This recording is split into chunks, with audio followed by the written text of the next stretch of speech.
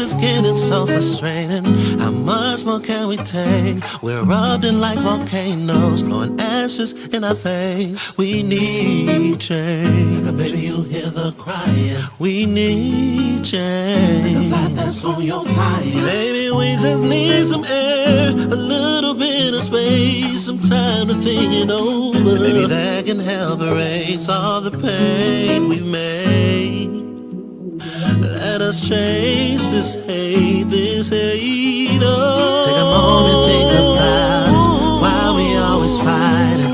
Man, we be so violent. Man and woman riot. How did we get started? Most of us don't even know. No. Take a moment, think about it. Why we always fighting? Man, we be so violent. Man and woman riot. How did we get started? Most of us don't even know. Don't even know. It's time to mend this gap and get our love lives back. Most of us have come from a place of hurt and pain, but that's not the only way. There's still a chance to regain the trust we once had, a must. Let's pick up our hearts and grow onto a happily ever after we go. Take a moment, think about it. Why we always fighting? Man, we be so violent. Man and woman riot. How did we get started? Most of us don't even know. Take a moment, think about it. Why we always fighting? Man, we be so violent. Man and woman riot. How did we get started? Most of us don't even know. Don't even know.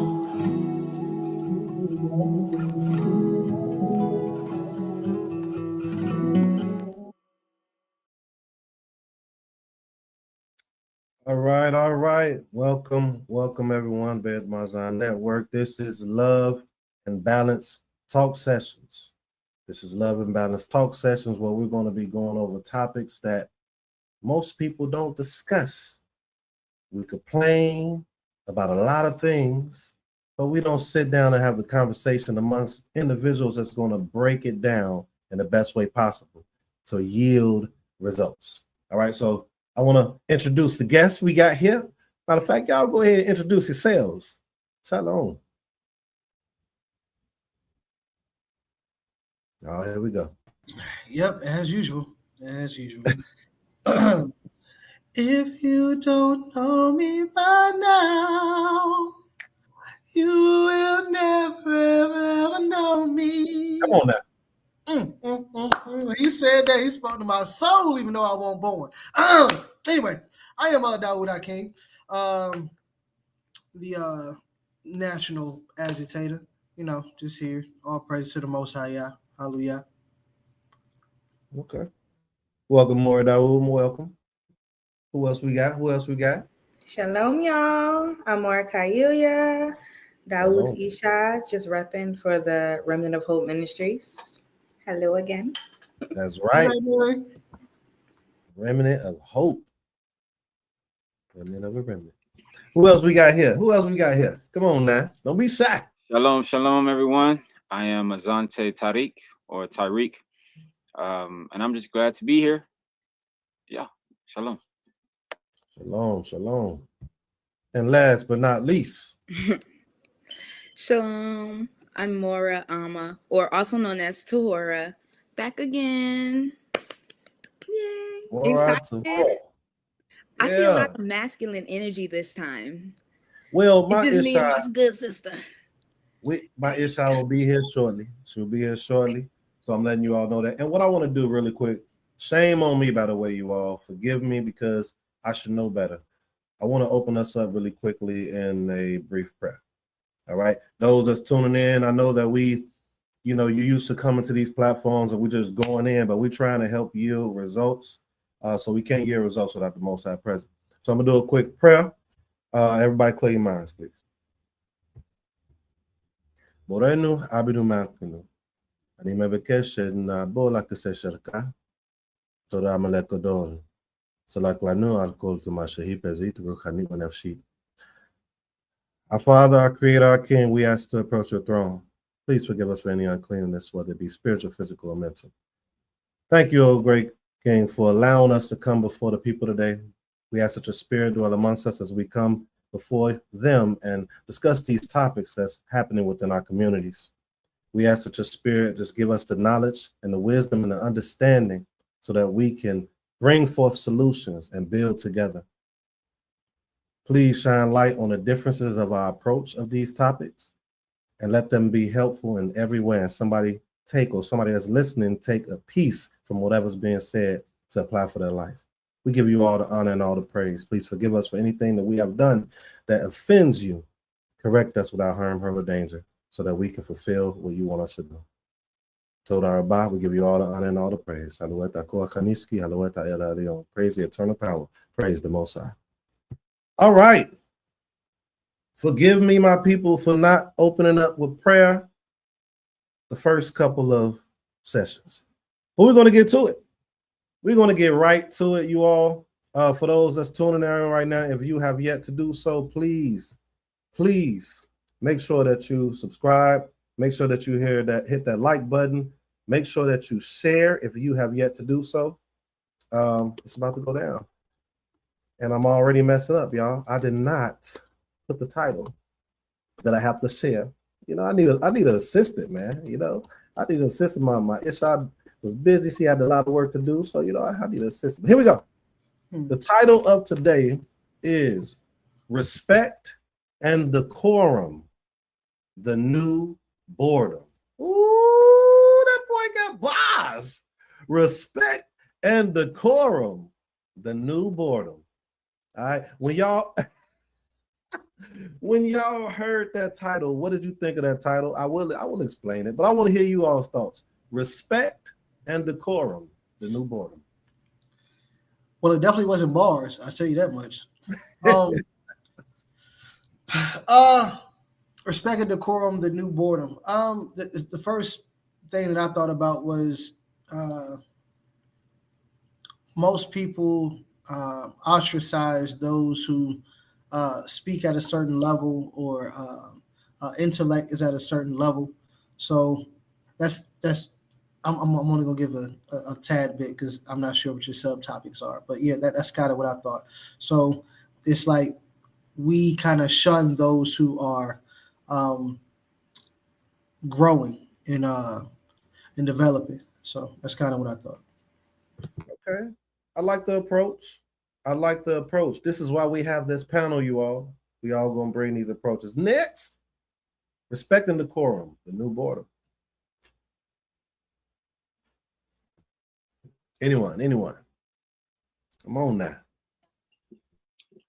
Oh, go ahead. You got it. I kind of just got the impression that we were going to speak about the lack of respect and decorum and how a lot of people just find it unnecessary. And that's kind of where you get, like, I guess, boredom from. Like, people are tired of, like, respecting others and having some sort of decorum when they go outside. Like, so yeah, that's what I was thinking. Okay, so that. Shalom. And Kane, yeah, I agree with everything that's been said. When I first seen the title, I actually want to let me back off of what Amma is saying when it comes to like the lack of. When I seen the new boredom, it definitely gave me the aspect that, you know, respect and decorum is something that we're lacking because it's not popular. You know, it's not popular to be respectful. It's not popular to have decorum or to carry yourself in a certain way anymore. You know what I mean? So, and I'll leave it there because I know we'll get, you know, deeper into it, but it's not popular for many different reasons. All right. Last but not least, what you got for us? You got something? I'm disagreeing with everyone else. I'm ready for the subtopics so we can go into it. All right. For those that are listening and may not know what certain terms is, we're gonna bring out one specifically. We're gonna bring out one specific one. I'm gonna go to the dictionary for y'all, right? All right, go to the dictionary. So, respect and decorum. Most of you know what respect is. Most of you know what boredom is. Decorum refers to behavior that is proper, appropriate, and in good taste for a specific situation. It involves observing social norms, etiquette, and conventions to maintain respectability and politeness. For example, showing decorum might include speaking respectfully in a formal setting or dressing appropriately for an occasion. All right. But when we're speaking of it, I should have said I didn't want to say Hebraic decorum. Hebraic decorum is a little different, and I'll touch on that a little later. But decorum is decorum, nonetheless. Let's go with the subtopic. Let's go with the first one. Don't beat me up, y'all. Don't beat me up. There we go. Should we disrespect the elders that we are not directly connected with? What are the classifications of disrespect? So before you all answer this, I want to bring up a video. Just a 23-second video for you all to check out. And this video kind of has it relates to it a little bit contextually. So let's bring it up real quick. See if I can rewind it. Some of you are familiar with this young lady right here. Let's go ahead and press play. Kim, you had a question. Yeah, I wanted to ask Maya her views on interracial relationships. Oh, thank you. And first, I'm Miss Angelo. Miss Angela. Yes, ma'am. I'm not Maya. I'm 62 years old. I have lived so long and tried so hard that a young woman like you or any other you have no license to come up to me and call me by my first name. That's first. That's it. That's all I want to share with y'all. What did y'all think, before we go into the actual question, what y'all think of that response to that young woman when she addressed her as my and her response to her?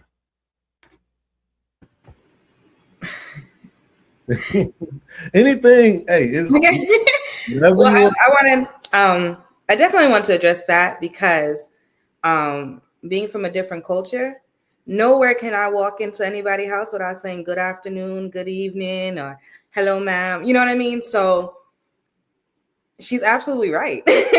Just the basic of respect when you're addressing an elder is very important. Even when you walk into a room, it's kind of like I tell children now, if you walk into a room, you say something. You don't just walk in here like it's nothing. So it's just the basic manners that is very important. All right. If y'all got something, go ahead. Got something. We're going to go to the questions, but I really want to know y'all thoughts on my answer, she said. I agree with Moira Kayuya. Growing up, it was the same way, you know. You see an adult, you approach respect, and then especially if they're elders. Specifically about the video, I remember seeing that video and I was like, she said it so like her tone seemed so harsh because you're not always used to people speaking you that type of way. But then I realized well, she probably really saw that as disrespectful. Like this young girl is like, Maya, like that's Maya Angelou. First of all, not just, Miss Angelou, but she's a whole doctor. So you would say Dr. Maya Angelou, giving people their title and showing a sign of respect, a sign giving people that what, Mora? What you say? Say that again. Hold on. Wait, I didn't think nobody was gonna bring that up. What? Say it again for me. Say it again. Go ahead. I think it's respecting people's titles that they have because they earned what they were given is important. Like Nasik Shema, like, okay, when you first, changed, when you first, not even just changed, but after you transitioned from Roche, it was hard to remember, but just acknowledging, the fact that, hey, you did what was necessary to, get the title that you have right now. So it's important to respect people's titles and the things that they did to, acquire them. So, yeah. Okay. Absolutely. She said, call me Miss Angelou. She didn't say call me doctor, by the way. Not to you, Mora. She did mention 3 other things. Somebody wasn't listening, but go ahead. No, she said she told you how to address her, right? And first of all, as a coach Mora said, that is the Maya Angelou first and foremost. Let's just get that out the way. Like, you got to put some major respect on her name, period. And then, as she said, I am 62 years old. I don't know you. You don't know me. Like, we're not on a first name basis here. And even if you did, with that age gap, you still don't have the okay to address any elder by their first name. Even if most people don't call their father and their mother by their first name. And you may be 30, 40, 50 years old and you still gonna call them Ab or Aim or Abba, Imam, Mom, Dad. You're still gonna give them the title that they have, that you have always had, because every year you get older and they get older. So that gap in that level of respect never should change. And just lastly, we get way too comfortable with people who are public figures, so to speak, right? Like, you see this person on TV, you read her books, so on and so forth, and you think that because you maybe are a fan or a stan in some instances, that you know this person. It's like, hold on, we have to keep the boundaries in our society upright, and we can't just bypass boundaries because we feel that we have arrived, when in all actuality most of us have not, especially when it comes to our elders. Come on now. Kane, I agree with everything that's been said, and I'm gonna add a little touch to it as well when it comes to elders, right? Because this is what this question is for. I was always raised the same way. You know, when you walk into anybody's house, but specifically a elder, aunt, uncle, a grandfather, grandmother, mother, father, that you always acknowledge them. You know, you have to speaking to them is showing them a form of acknowledgement, and we are to always acknowledge those that come before us, because we wouldn't be here without them. You know, and so when it comes to, you know, what she was saying in the video as far as like calling me Mrs., I call everybody Mr. or Sir or Ma'am, Mrs., all the way to the point to where some people have to tell me not to call them that, right? So I'll use it for an example. I was raised to call every elder Ma'am and Sir, right? Or, you know, grandma, aunt, uncle, my Aunt Sheila. You call her Aunt Sheila, you know. Even down to my cousins. At one point in time, you know, they kind of shied away from it, but when I was growing up, my older cousins, I couldn't just say Sean. I had to say cousin Sean. You know, I had to say cousin Nika. You know what I mean? I had to put the cousin in front of it to show that difference, in, you know, that difference in relationship. So I agree with everything that's been said on that part, but I want to add this, right? I also feel that, you know, respecting an elder is respecting whatever it is, you know, that they're asking you to do or that they wish. Because my grandma, for instance, my entire life, she has never allowed me to call her grandma. She has never allowed me to call her. She wants me to call her by her name, which is Juke, right? Her nickname. She wants me to call her that. And ever since I was a child, she's always said, call me Juke, right? And every time I say grandma, she will correct me, you know, but I'm like, you're my grandma. And so I learned that, you know, respecting my elders is respecting anything that they ask me to do. You know what I mean? Doing anything that they ask, because they've already paved the way for me to be where I'm at, you know? So the highest regards or respect that I can give to them is to whatever it is they ask. If I was speaking to Miss Maya Angelou and she say, call me Mrs., I'm gonna call her Mrs. If I'm speaking to my grandma, she say, don't call me grandma, call me this, I'm gonna call her that, you know? And it's just taking heed to the things that they, you know, they bring to us. So with that, I yield. I'm like, you know. Spiritual Azante Tariq. You gotta put that in there. Anyone else? Before we go to the actual topic itself, anyone else? More Kaya, do you have anything? Are you ready? See, she ready to hit that, go right into it. But I love what you all brought out. I want to bring out this part Bring out number one again. So it says, should we respect the elders that we are not direct? First of all, hold on. Let me take heed to what we're talking about. Hold on now. Shabbat Shalom, Zakena. Shabbat Shalom. Want to make sure we say that. Shabbat Shalom, Zaken, better thoughts. All right, let's get to it. Before we speak on something, we got to do it, don't we, y'all? Here we go. All right.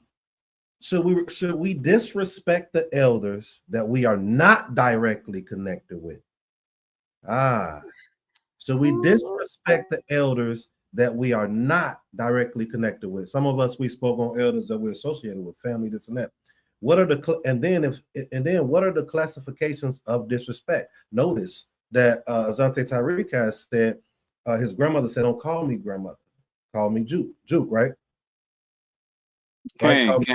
The classification of disrespect. So I'm gonna throw something out there. Yesterday, we were at a restaurant, and it was a I think he was a homeless guy, right? Homeless guy. He came in there and he was talking to us. He said Shalom Aleichem, and then you know me, y'all. I went into the Hebrew a little bit, and I was just like, if you talk to one person, it's Shalom Aleichem, blah blah blah, and it got us start, speaking and stuff like that. And then he asked us for some food or whatnot. We got him some food. He started talking about our people, kind of like what we're doing now, and the things that kind of overcome these things. And then he get into it with one of the young women at the register, and she was mother effing this and all that. And I'm sitting there, and he was calling her a B and all that. I'm like, oh my goodness, right? So that's an elder that's wasn't connected. I don't know who started it and made it happen, but in that instance, would you respond in that matter? You know what I'm saying? Or should we respond? I'm not gonna say would you, because she could have been younger. So that's what came up. That's what this question came about from. Should we disrespect the elders that we are not directly connected with? And then what are the classifications of disrespect?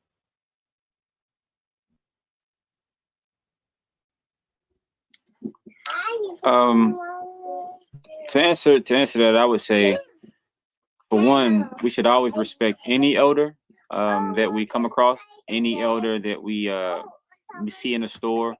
We should always show that respect, because we're not directly connected, but by even within that being directly connected, we're still connected to them in some way, shape, or form. And so, put it to you like this: we should always see any elder as if that was your grandma, as if that was your grandfather, if that was your auntie. We should always look at any elder in that manner. And then I would say, what are the classifications of disrespect? I would say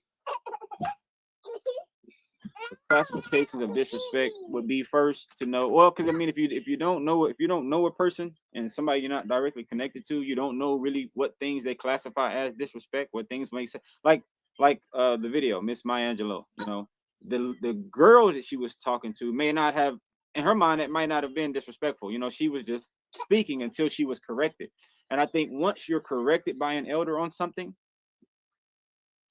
you speaking against that would then be the disrespect. So my grandmother saying, "Don't call me Juke," for me to keep saying, "Well, I'm gonna call you grandma," because that would then be the disrespect, because she's already told me, "Hey, don't call me that." If I see a elder, at the store, and she's struggling with something, and she said, "Hey, young man, can you help me with this, or can you do this for me?" And I'm like, I don't know you, lady. I don't really want to do that. And I keep walking. That would be disrespectful, because she asked for help. You know what I'm saying? So, in that aspect, those would be some of the classifications as disrespect. If any elder that you see, this, coming into a store, if you feel led to open the door for them, open the door. Sometimes those things can be classified as disrespect as well, because it's always about acknowledgement. It's kind of just, so, when it comes to elders, period, it's just understanding that they didn't live the life, regardless of what life it is. They've lived a life, in some way, shape, or form. And so we should always be looking to help them in any way that we can. We hear a lot of talk about the veterans of this country and how, how they're treated, when they come out of the war and now they back regular people. They're treated, they're not treated with a certain amount of respect. And a lot of times I think it's because the acknowledgement of them is forgotten a lot of times. And sometimes for our elders, that's all it is. It's just that acknowledgement and respect. That's all they need, because they have already paved the way. Hold on. What y'all got? I like you even like jumping rope, and it's like who gonna jump? I totally agree with what he's saying. Another thing, because he definitely clarified it very well. Toda Azante. But to add to that, that also paves the way for our future generation. Because if we're acting like that, then how do you think they're going to treat us? And also, just like in Leviticus, it talks about raising for the hoary head and raising. It doesn't say the classification of if they do this or if they do that. Your respect is supposed to be shown because, one, they've lived longer than you, and they are the books of wisdom. So they've experienced things that we've never experienced. And they're also that gateway. I like to say that gateway to the Most High, because you don't know what kind of favor you may get just by doing what you do. Everything the Most High tells us to do comes with some type of favor, some type of blessing. So it's our job to make sure that we are respecting our elders. And also everything that we do right now, us as young adults, what we're doing right now, this is also paving the way for what's going to happen later on for us. So that's also very important too. Well, I'm just glad that all you guys feel that way, because I do have a couple gray hairs in my beard somewhere. Yeah, so you do. It does say, ride for those with gray beards. No, but Go ahead. No, I got something for you after you're done. I like that you brought that up. No, okay. I thought you was gonna be typical Nasik. Anyway, most definitely we should have respect for the elders, whether you know them or you do not know them, just because. And Azante and my wonderful Isha kind of spoke on it. So I'm gonna speak on it from the aspect of you disrespecting elders, right? You don't know who they're connected to, right? Like, don't hurt them. Don't hurt them, More. Go ahead. Don't hurt them. There are certain situations where we look at, well, not we, because I don't, but certain people look at elders and they're like, well, you old, you kind of, out the way, like you really in the way, and so on and so forth. And then you don't know, they could be connected to your boss, or they could be connected to someone who you had an interest in, or even on a more extreme level, they could be connected to the neighborhood dope man who loved their grandmama. And now all of a sudden you in trouble because you done mess with somebody's grandma. The movie Friday After Next. Karen, that's my aunt right there. Friday After Next. He said, y'all old women got to get off the corner with this, right? He didn't say it in that terms, but anyway, y'all old women got to get off the corner with this, right? So he's disrespecting the elders, and all of a sudden they got a whole house full of hood dudes who about that action. And it's like your life can be taken because you disrespect elders that you're not connected with. So now you have to think about that aspect, because they have lived long, and it's some elders who are about that action themselves. So because they have lived older and now they're trying to live a different life doesn't mean that they haven't lived a life prior. So you should always give the respect that you want to receive. And then, as Maisha also said, it's like, once you're an elder, what do you want to happen towards you?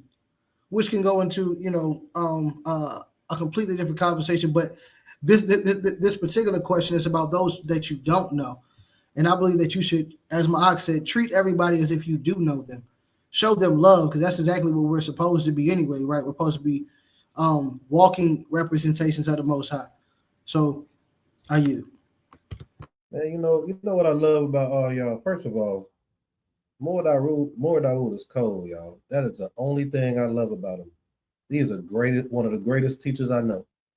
Everything else outside of him, I don't know. But y'all speaking Tanakh, and y'all do know it. You know how people say you speaking this and you don't even know it? I know y'all know it. Every last one of y'all that spoke is speaking Tanakh. You know what I'm saying? So I love it. I want to pass the mic in a minute. Shalom to my Ishad, Nasika, Amuna. And have y'all noticed outside of Azante Tariq and Mora Amma, you see how the husband and wife is, you know what I'm saying? That's pretty cool. Yeah. All right. I'm going to read the comments really quick, and then we'll go to the next person that has their comment on the topic. All right. Zakena says, no way, no how. Respecting others, show respect for self. I think I know where she's going with it, because you know she's bringing out a point of a scripture I'm actually going to bring out, because even though someone is an elder, right, we should have respect for that elder, but if they're acting outside of their eldership, right, then you have to know how to navigate it too. Even you got to know how, okay, you know what, I'm gonna let you go, let you have it, I'm going this way, right? You don't have to keep engaging in it. You're still respecting them right there, walking away. But guess what some people will say? You're disrespecting them.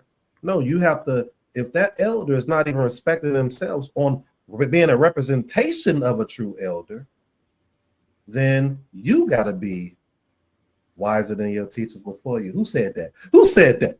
Who said that, More? Dawid. There we go now. Come on now. You know, he's supposed, he's Dawood, but he's still Dawid. All right, here we go. Told out for that Zarkana. Then we got Zarkane Matthias, my father-in-law. I was so proud of Benny Nasik Shemai stepping up and being a shining example of manhood and the way he showed his respect to the elder, which opened the door for dialogue about our people. All praises. Oh, can I say something real quick? Okay. Aki? All right, so just because this is Nasik Shemai's platform, he is a wonderful teacher, Shel Ibrit, or of Hebrew. I definitely want to get into the aspect of kind of what he just said and how the Most High is awesome in his wisdom, right? So the scripture, rise for the hoary head, right? So most people, when we see elders, we either call them Zakane or Zaquena, right? So typically that's what you would say an elder is. But in this particular scripture, that's not the word that's used for elder. The word there is seba, which just means somebody who's of age, somebody who's gray. So regardless of how they act, right? Because when you get to Zaquane or Zaquena, that's someone who has status in Torah or wisdom in Torah. So we're talking about people who actually do carry themselves in a certain way. But the Most High is saying, regardless of how they carry themselves, the hoary head, whoever has gray in their beard, they are of age. Those are the people that you need to respect and rise for, period. Excellent. And that's what we teach too. Like, so Azante Tariq is very familiar with it. I think more Ahmed as well, my Ishad. When people come into the Knesset, we don't even have to know them. We don't have to know their lifestyle. We don't have to know if they're truly serving the Most High. But when they walk in and we teaching, we stop. And we all rise when they come in. They don't even have to be a leader within the community.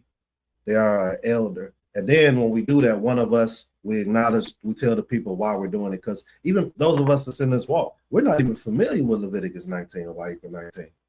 We're not. And if we were, we would be doing that.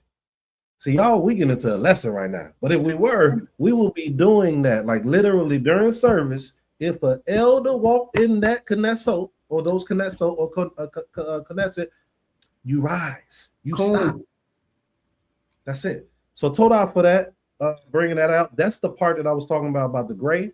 You're not an elder in age. I think you are in teaching, but you're not an elder in age. But when you come into our domain, we're gonna rise, we're gonna stand up. And you in your lower 30s. Okay. I gave you an age out. Okay. All right. Go ahead. Just one more thing. And, you know, this kind of based on the Facebook post I had earlier that you saw. But the word is seba, right, which is a feminine version of it. So he specifies the woman that you have to rise up for in old age, which is very important because in our society, especially in this culture, we kind of try to remove the balance of man and woman. But the Most High, in his infinite wisdom, Baruch Hashem, he's making sure that you know that the elder woman is just as important for you to respect and honor as the elder man. And I yield, Aki. Then I call, told I. Hey, Bed Mazan, Love and Balance Talk Sessions. All right, who's next? Who's next? Do we got someone that? No, we got more Alma Maker. Did you already? Yeah. Let me bring it back up for you.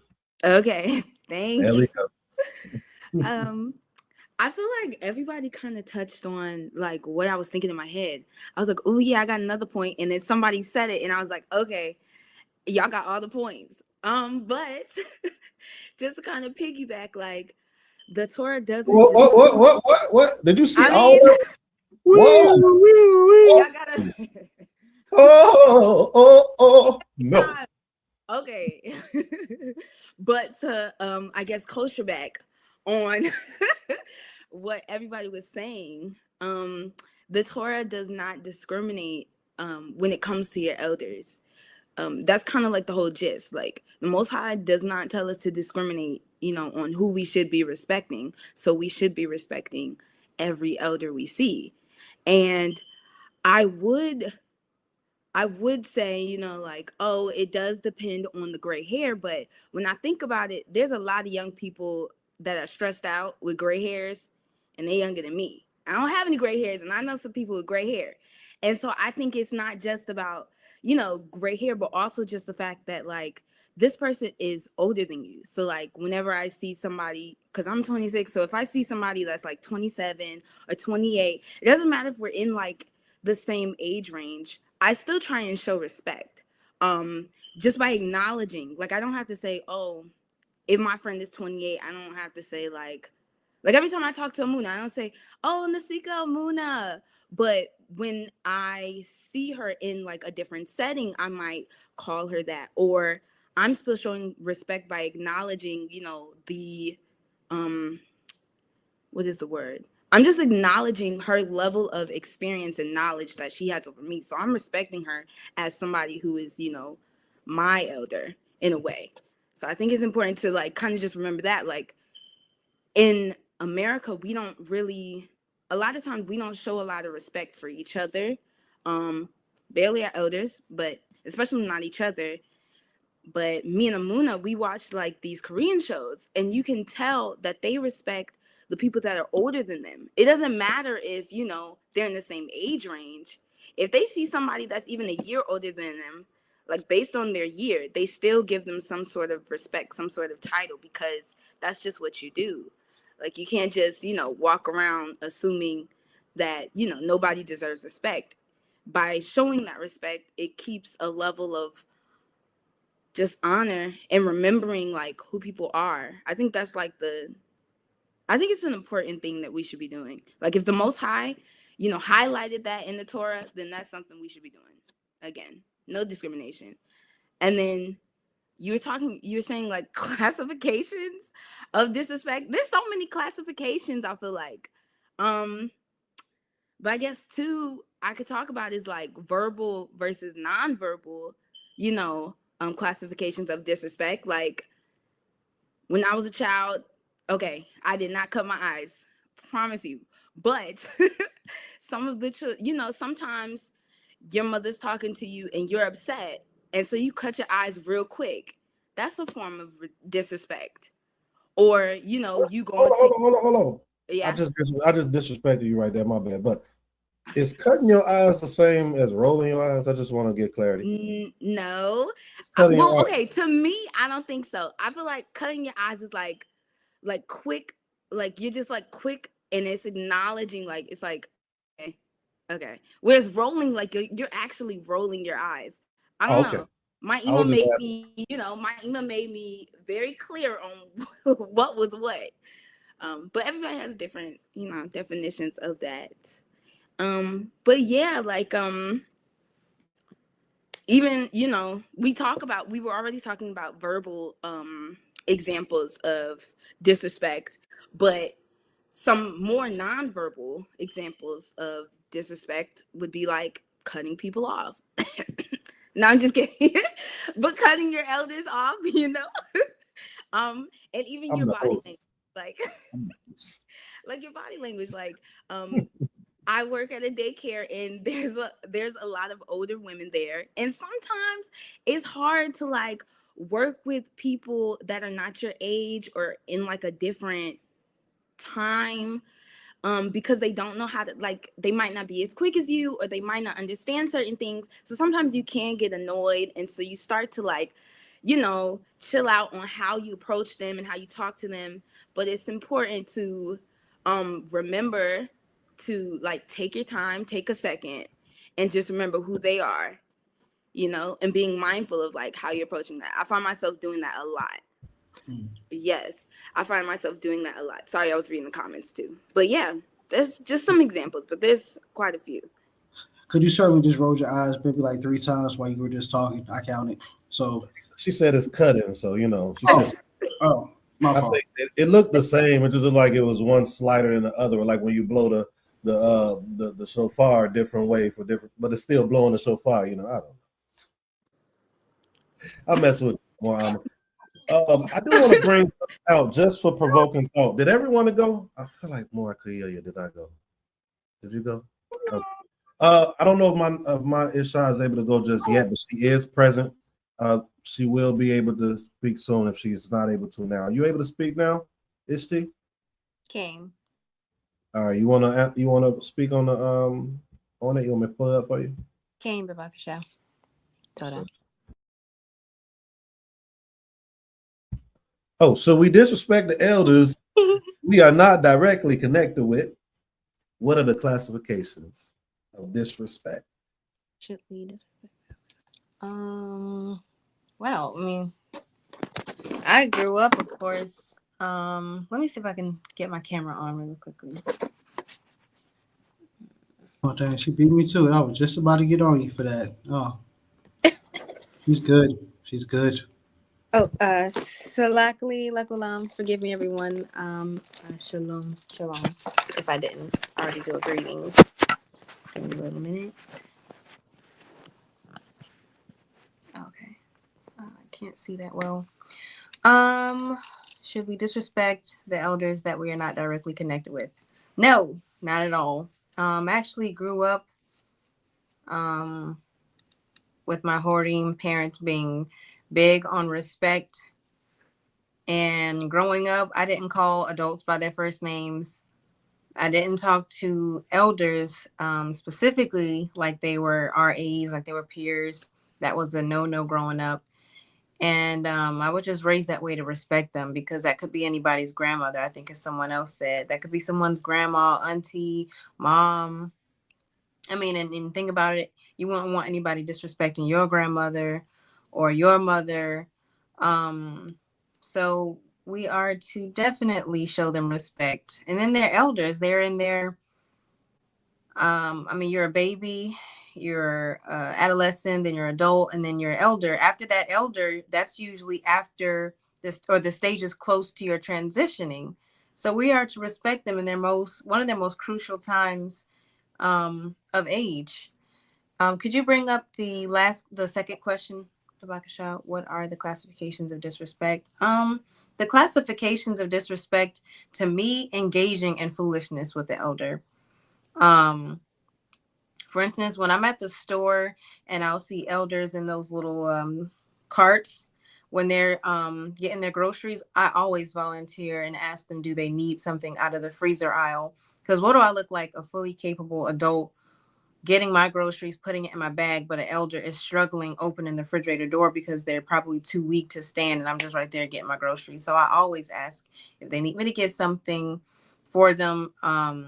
I don't follow them around the store, but if I'm in the aisle, I do what I can to help them.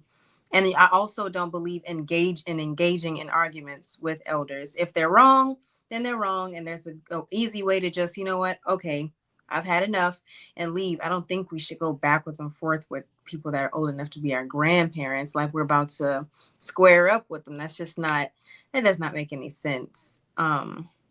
Zehu.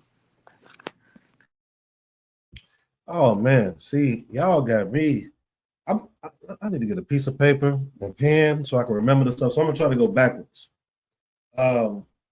Amazing job, Ishti. I think that was amazing what you brought out. I want to add to what she brought out.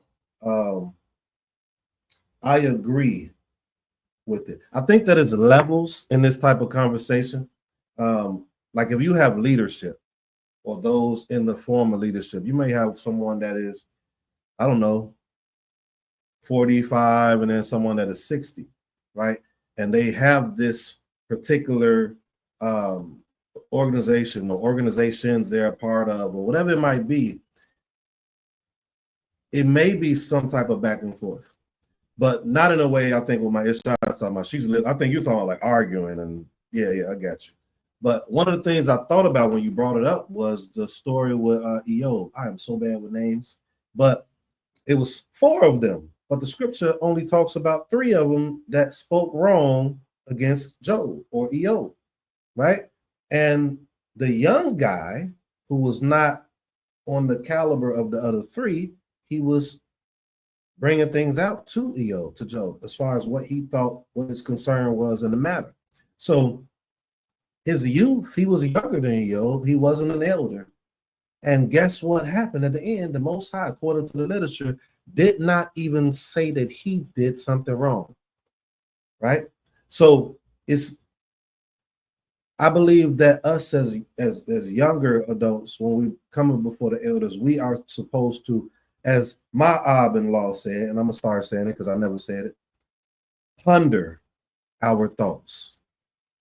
So if you're coming before an elder, it's not that you can't bring forth what you know to be true, but you have to ponder it.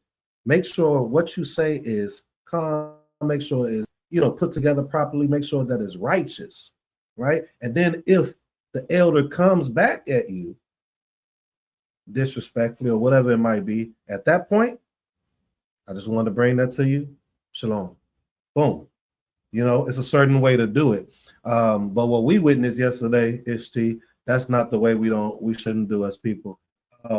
Mora Amma brought out something too about how you two are, and I don't knock it, but I use these situations when you all bring up to kind of paint a picture. And I always say that I think that we look at the scripture, not us on this panel, but us as just a read. We're so accustomed to what we're used to out in the world right now. So I was talking with someone that was a part of the Sukkot, and great, good spirit coming, trying to build with us and everything like that. And I like to provoke thought. And one of the discussions was like, I always say we treat people outside of the scripture or outside of this walk better than we treat those that's within this walk. So for example, we may call people by detective, we may call people a judge and this and that. And some people will say, well, and this is what she said, well, when they're in their office, when they're doing their job, I'm going to call them that. But when they're outside of that, I won't call them that. My school of thought, and I won't put it on everyone, but it's just a provoke thought. I believe that we are supposed to be a certain thing at all times. Whatever positions that we have, that is who we are at all times. If you do not have a position, then your position is still to be a light to the rest of the nations and the servant of the Most High. So you still should be walking in whatever position you have at all times. We don't have the luxury to remove it and take off our garment, which we do. They did do that. I get that. Before Mordai will correct me. But we don't have the luxury as those within the society to be a judge, in front of people, and then when they go out, they could just act a fool and take advantage with their power, right? Which we know that some of our people within our scripture did that, and some of our people are doing it today. But I like to push and encourage people that we should operate like this at all times. We should stand up when the elders come in. I did a Hebrew book, And you will see in the Hebrew book, when the elder was walking, all these children were still sitting down, and the one child that with the jeweler shirt stood up. We supposed to do that outside of Knesset. We shouldn't walk inside of a house and then our children still sitting there and it's an elder coming in. We should stand up. This is what we should do all the time. So I'm big on the titles. I'm calling you what you is at all times. More Dawood called me what he called me. I'm gonna say more. I put Ak in there though, don't I? Ak more. But that's just my stance, and I just wanted to bring that out. That's not to push that on anyone, but I just want to show that throughout our scripture, we're supposed to be different than the rest of the nation. We're supposed to be a light towards them, and we're supposed to show them the way of servitude to one another and servitude to the Most High. Does anyone have anything? Okay, I have one last thing on this subtopic if I can. First I want to say shalom to Nasikamuna. Shalom. And I want to let me back off of something that she said. I was going to say it, but then she kind of spoke on it. She said, when you come into this world, you come into this world as a baby. Then you become young adult or teenager, young adult, elder. And, what I want to say is that, another thing that I feel that the Father is teaching us in the Torah and the Tanakh is that life itself is a blessing.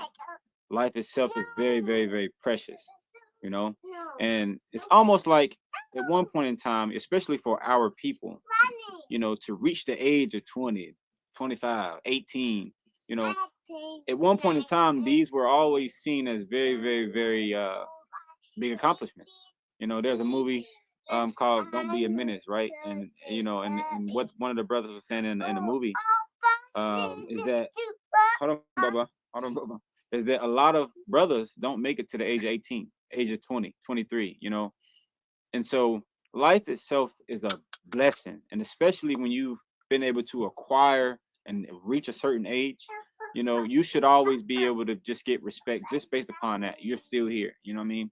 You're still here, you're still living. As I said before, we all have lived a life in some way, shape, or form, regardless.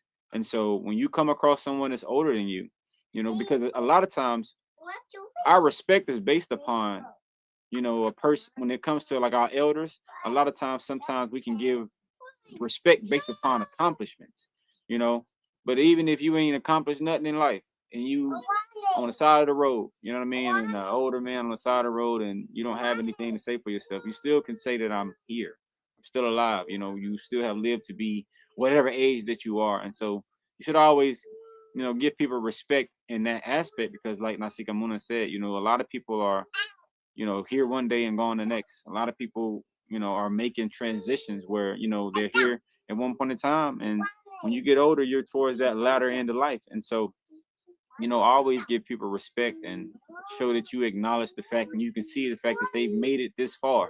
And if they ain't did nothing else alone but just grow old, that itself is still a blessing. And a lot of times we base our respect upon things that we see, upon the things that we feel that a person has accomplished. Because I've seen a lot of people, even when it comes to homeless men that may be asking people for stuff, you may not have in your mind already that you're not going to give them something.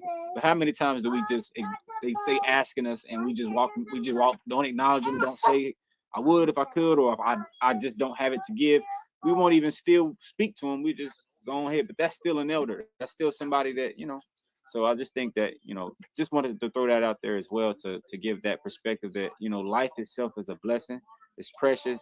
And anybody that has lived to be a certain age, I don't care. Like I'ma just say, if you 2, 3, 4 years older than me, I'm still going to give you that respect because you have still been on this earth longer than I have, so say who. All right. Told everyone, if no one has anything else, anyone?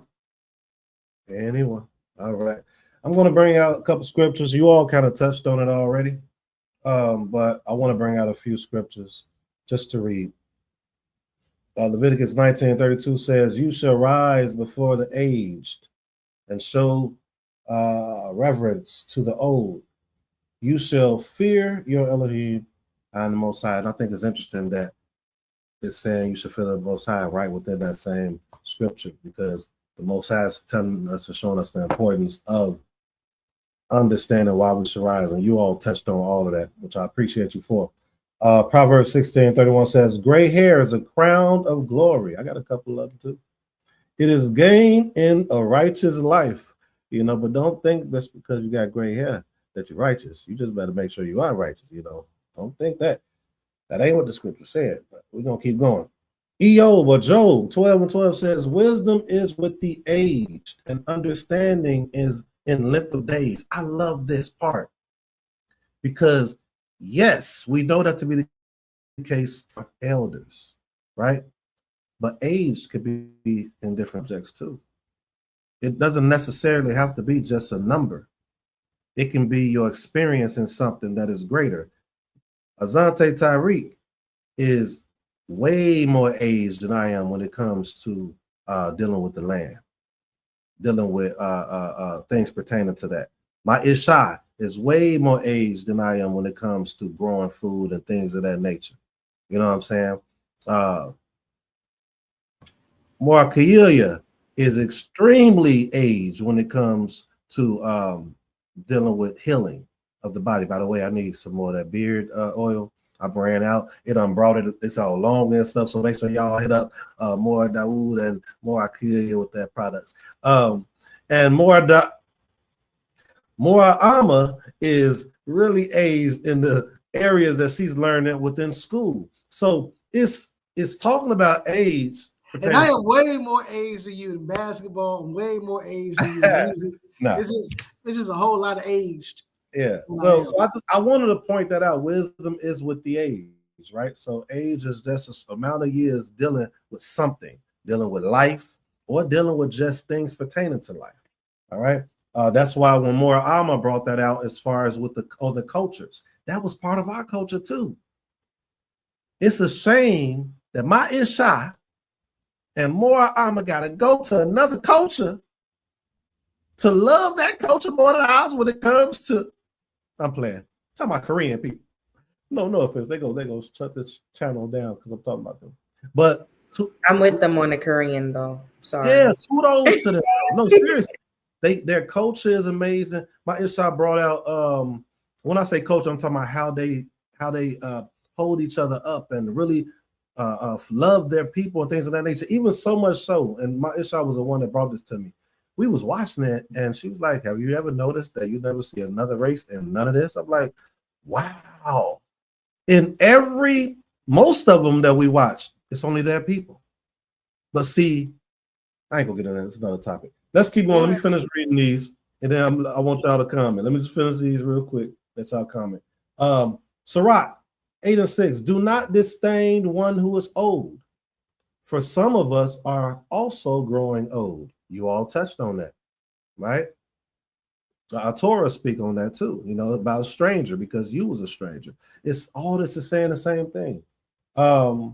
Sirach 32 and 9, which is Ecclesiasticus, for those that don't know that term. If you are young, speak only if you are asked twice. And be brief. Speak like one who knows, yet holds their peace. That's what I was talking about the pondering. Pondering your thoughts, as says, pondering your thoughts. This is just telling you to make sure before you speak that you have really thought it out. And a lot of us don't. That young person that we was hearing cuss that older man out, man, she wasn't thinking, and probably just wasn't taught that. That's the culture of us today. We're gonna snap on whoever disrespect us, and we feel disrespected at all. Even to the point back in the day, you step on shoes, you was getting killed. Jordan shoes. It's a pair of shoes. Get a towel and wipe it off. But that's how we are, right? Sirach, last one. Sirach 25. How attractive is wisdom in the age, and understanding and counsel in the oh my goodness, I was gonna beat me up. Venerable, y'all know that word? Am I saying it wrong? Let's keep reading.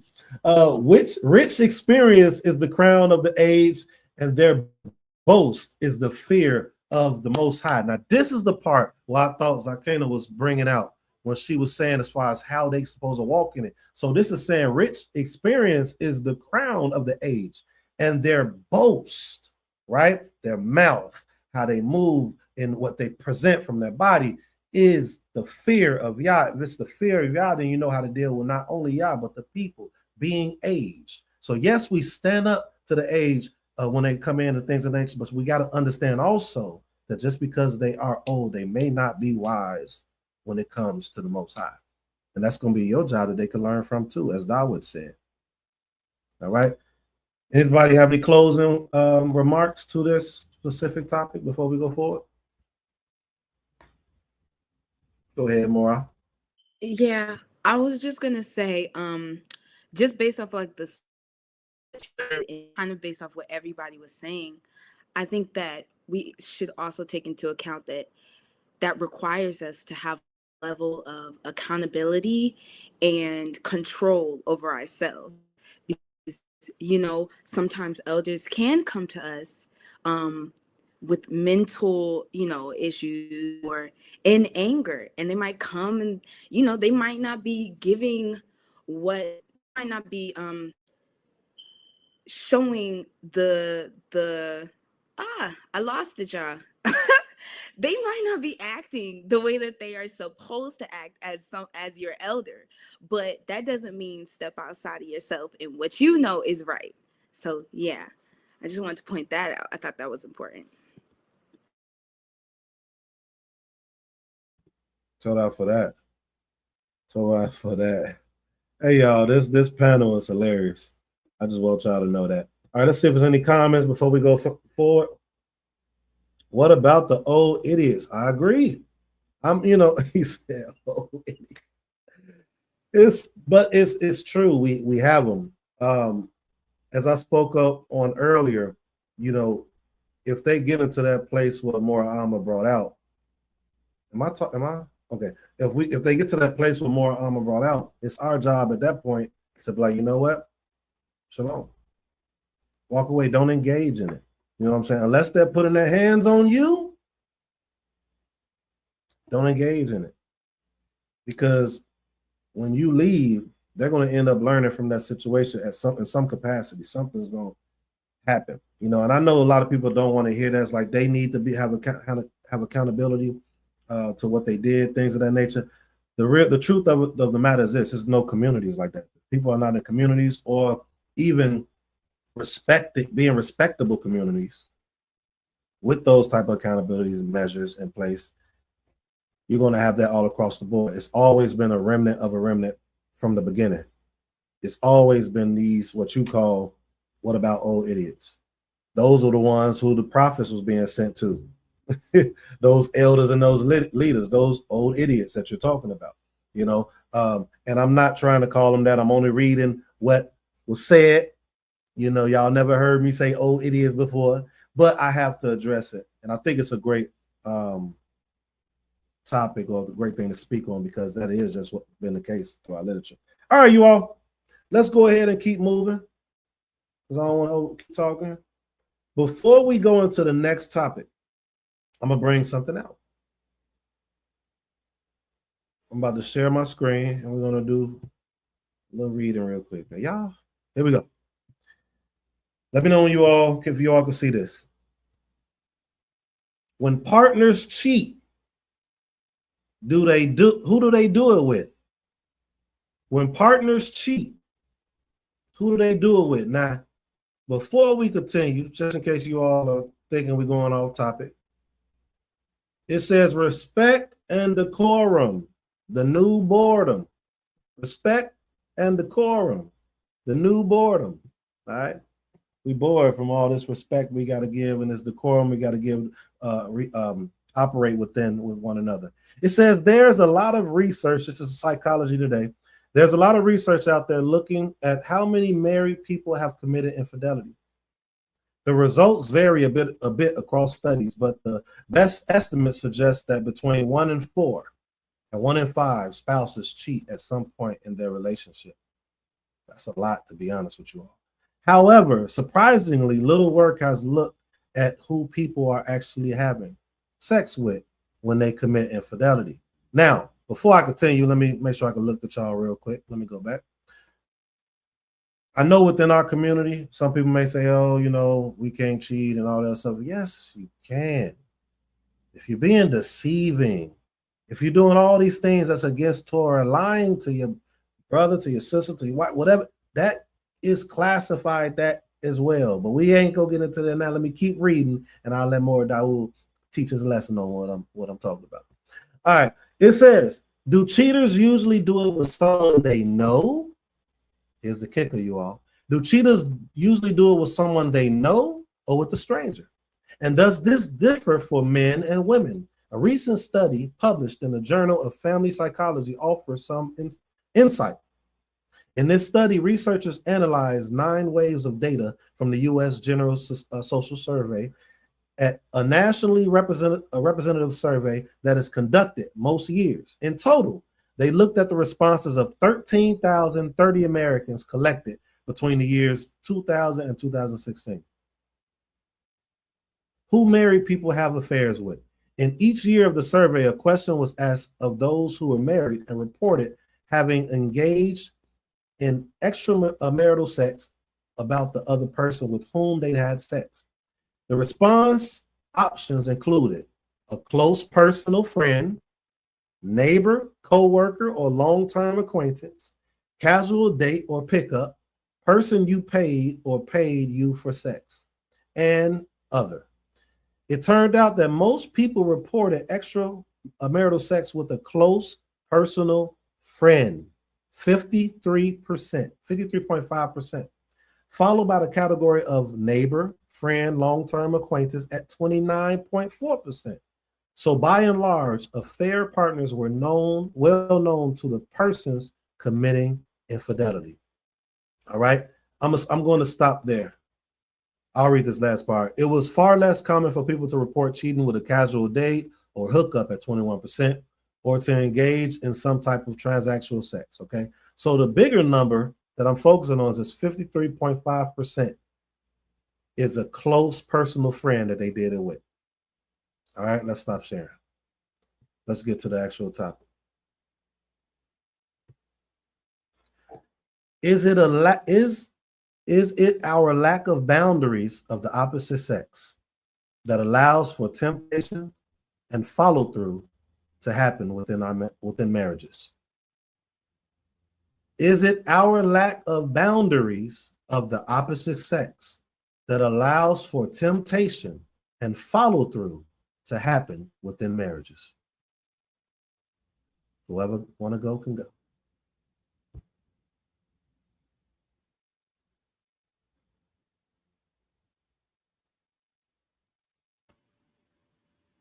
Oh man, y'all quiet. Woo. Go ahead, Ishti, if you want to go. Y'all can just go ahead and speak. Oh, what's that? Shalom Lekulam again. Yes, it is a lack arcane. Yes, it is a lack of boundaries.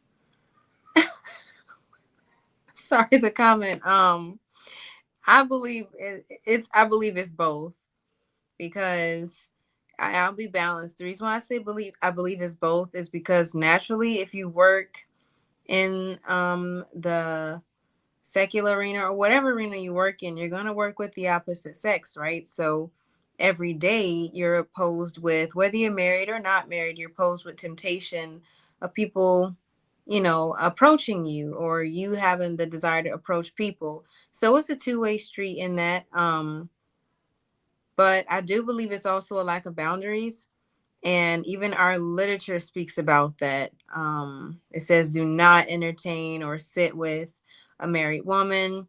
It even says in Ecclesiasticus or Sirach, don't gaze too much upon, it said, a virgin or a young woman that's a singer, or in the entertainment industry, as in singing, nothing provocative, but singing. It said, don't, just to be wary of your eyes, lest temptation take hold of you. So our literature doesn't lie. It knows the nature of natural attraction. So I believe we have to be careful. This is why, like, back in the day, because Amma said, we're big on our cultural Asian shows, right? So in our cultural Asian shows, a lot of the times in the palace, when the women would get checked by a physician, because most of the physicians were men, and the Korean times, they had like veils that they had to have in the room. Like if it was a royal woman in the room and the physician was a man, there had to be a veil that separated them, and he could only touch certain parts of her. And it was because they had to keep that respective barrier there, because they didn't want them falling into temptation and vice versa. Um, and that's why even in the kingdom there were eunuchs, because it prevented you from, you may have even just thought about the desire, but that's as far as it could go. With the eunuchs that were physically, I don't want that job. I don't need Hit that him, hit him with that knowledge, ST. the ones that were physically incapable of becoming one with the woman. So I believe our literature knows the natural attraction that men have towards women and women have towards men. It's not a one-way street that we're often taught that, they say, men are visual. Men are visual. So you have to be, no, it goes both ways. It definitely goes both ways. So I believe that the boundaries have a lot to do with it. And that's why in a lot of the cultural times, there were chaperones that we feel like we don't need anymore. In my opinion, even some grown-ups need chaperones. And I've actually heard older people admit certain weaknesses. And I believe, and I'm going to hurry up, but I believe that showing that vulnerability, you have to be careful, because a lot of people make fun of you for that. You saying you're vulnerable being around the opposite sex because you have certain things that you're still working on. That shouldn't be looked and frowned upon, because it's better than a person admitting it versus a person being, as we say, a weirdo or somebody being freaky. If you really want to work on yourself, you're going to put that out there and what you're working towards to correct that. So that lack of boundary, like Maish says, where there is no where there's no law, there's no sin. So we need those boundaries. If we didn't need those boundaries, we wouldn't be here in 2024 with these off the chart records of where our women and men are in life with relationships. Zehu. Toda. All right. Hey, We got some comments in the chat real quick. Slackley, Azante, Tyreek. You good? You good? Yeah, for sure. All right. I'm gonna go up to the top. This is the one I haven't went to. We got Zakim Adithaya says, true, age doesn't equal wisdom, but as earlier pointed out, that doesn't mean you step outside of yourself and be disrespectful. Eye for an eye is law. People just freaky. This is about the topic right now. And then we have Zakina says, there was a time people hid they were married or in relationships in order to cheat. The sentiment has now changed. Situationships are common. Marriage is no longer sacred. They're just going down with some dialogue. I do want to point two things out. It was something more Daoud brought out earlier with the Leviticus 19 when it says to rise up for the hoary head. And we was bringing out about, he brought out about the difference between the Zaken and the Sabah, and the Sabah representing just being anyone. So it was a standard culturally. I think today, a lot of us that are that's just came into this walk or been in the walk for years, but coming out of Christianity, we're all kind of still trying to learn the culture, because a lot of the culture is left, is gone. We still learning. Some of us are learning Hebrew, trying to put the pieces together and stuff like that. But like Mora Amma and Ma'isha brought out, it's certain cultures that held on to that understanding of knowing elders or not. This is how they operate. We're just getting to that, but he brought that out with the Sabai, and that represents just elders in general. That's why I brought out, as far as if it's a disrespectful elder, hey, you know what? You can have it. May the Most High deal with you. I gotta go. But we still got to do our part. And then the freaky part, that's true. That's true. That the literature we got, man. The literature know everything that we gonna do. That's what my Ishai said. The literature know everything. People just being freaky, like you said, like doing some mannish and some wicked stuff, things of that nature. That's why it's people like us that's needed to really come through and bring out how the scripture is supposed to be done to the best of our abilities. And what Israel we been nasty. Israel yeah, been nasty. way Israel, back then. yeah, we was we had Freaknik way before Uncle Luke. We was already out there way before Two Live Crew. We've been getting it in. So the Most High definitely had to put things in place because we don't know how to act as a people. Just Yeah. based on this topic, the subtopic, yes, there certainly should be boundaries between man and woman, especially. You just interrupted Zante Tyreek. Oh no, he been on mute the whole time. Oh, I was just trying to. That's my elder. I can't say nothing.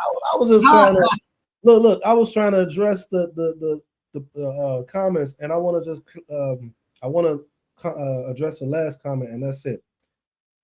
Would you stand for a disrespectful, disposable elder? No, I wouldn't. I would not, and I agree with not standing for them. But we gotta still operate a certain way. You know what I'm saying? Like they be disrespectful. That's why I say, you know what? I'm not gonna engage back and forth with you. You put your hands on me, that's different. So to avoid all that, I have to move back. What I mean by that is I'm not gonna allow anybody to get this close to me, so they're not gonna put your hand on me. But what I'm saying is pull back, move, go away. Understand that this is the elder, right? And just go your opposite way.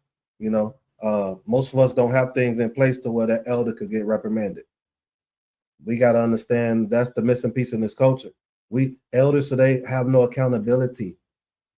The ones that's not righteous, they have no accountability. So if we know that, and we know it's been the case since back then, we remove ourselves from it.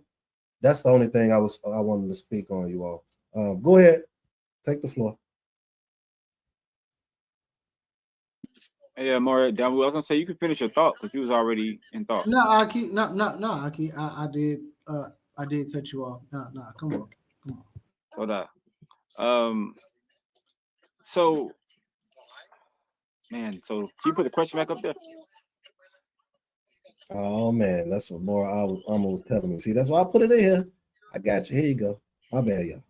All right. So is it our lack of boundaries of the opposite sex that allows for temptation and follow through to happen within marriages? I'm gonna agree with Nasika Muna when she says it's both. It's a balanced thing. But where I want to first start is why we need these boundaries.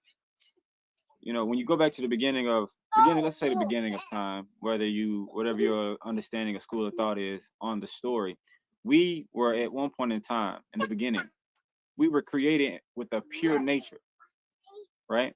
We had a pure nature as people when we were first created.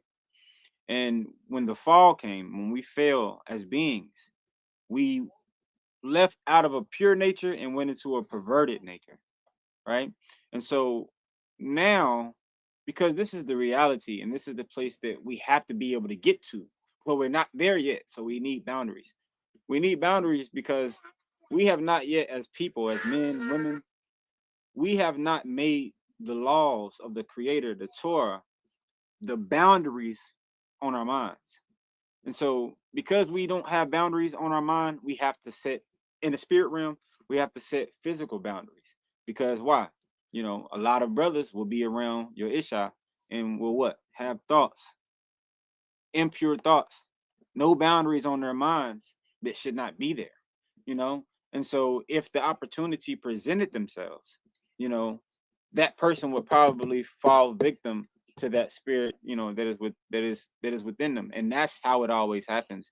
You know, anytime a person steps out, you know, there's a temptation involved, and it's before you can get to the physical act, it has to start in the mind. And so once that thought comes, like you said, you know, Nasik, once that thought comes, we have to have the ability to put that, you know, to bring that gate down, you know what I'm saying, to put that boundary there, you know what I mean? Because the reality is this: here on this land that I live on, right here on the land that I live on, here at Beulah land, you know, we have a rule here that, you know, when we have women, children here, family here, that there should always be a man present at all times, right? And so, say if I'm gone, you know, I have to not only trust him to, if say I'm gone and Nasik is on the land, I have to not only trust him to protect my family, you know, I have to trust him to respect my family.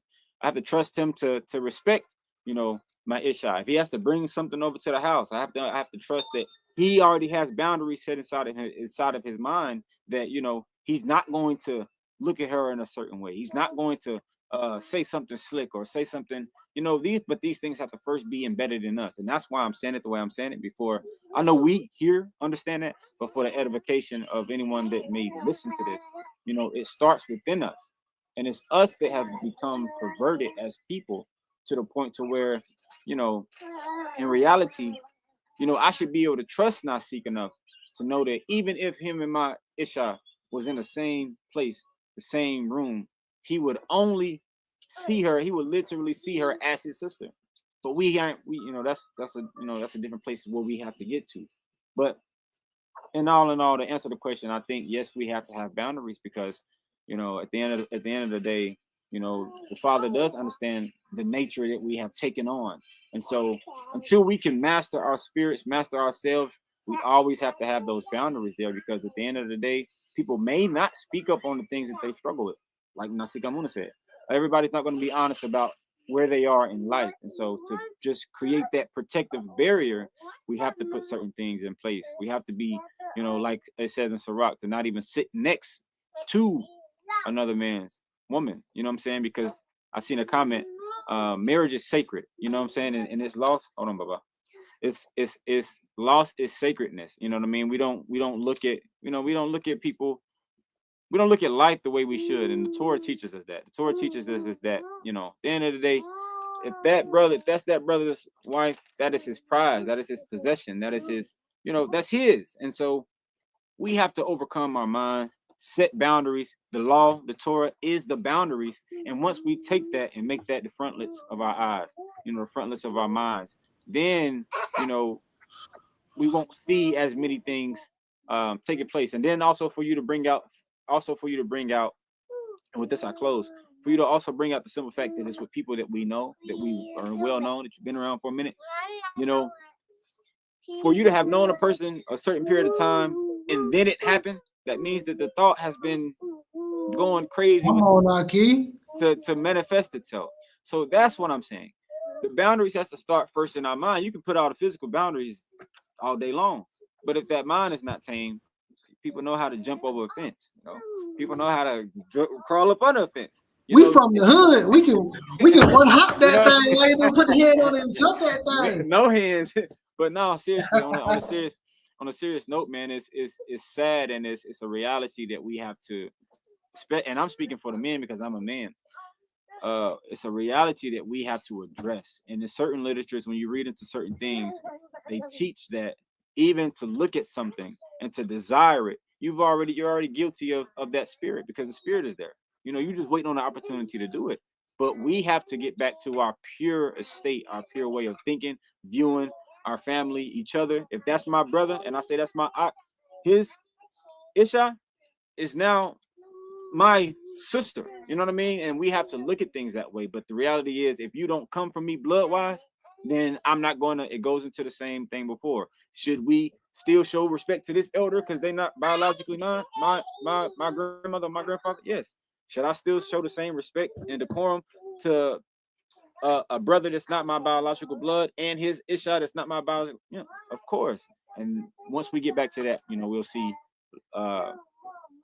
more righteousness taking place than unrighteousness. Oh yeah. Go ahead, say live. Huh? Mine's will be pretty quick because Asante, he just be hitting it on the head, man. But told you he the spiritual man. Spiritual Asante Tariq. Go ahead, boy. But definitely speaking from a woman's standpoint, there's honor in that boundary, and you are definitely showing everyone how you honor your home, how you respect your head. and also your relationship with the Creator. All of that is shown in the boundary or the safeguard, because we like to say it's a lot of rules in the Torah, but all those rules are just safeguards to maintain your spirituality and to maintain your righteousness with the Most High.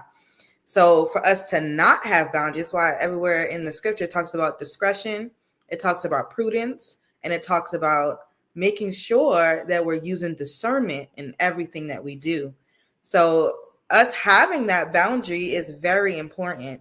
And it also shows, it kind of creates I like to say everybody has their own boundary for a reason.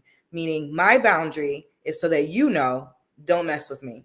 Your boundary is so I know this is how far you can go. And I think because of the culture we're in right now, and is in the chat too, everything is over sexualized. There's no boundaries. There's no space of this is marriage. It's just so open. And when you even come into this walk, it's just like, oh, you know, you hear polygyny a lot. So there's no boundary. But that's weird because even if you have more than one, they all have their own boundary. And it's like we're taking it away. We're blurring the lines too much in this culture. And we wonder why things are happening because there's nothing. You know, everything has definite lines. It's like when you see a child, you know the definite lines of their boundaries. You see, you know what I mean? You see a mother, you see a father. Everybody has a definite lines, but then we get into this culture and all of a sudden there's no definite lines.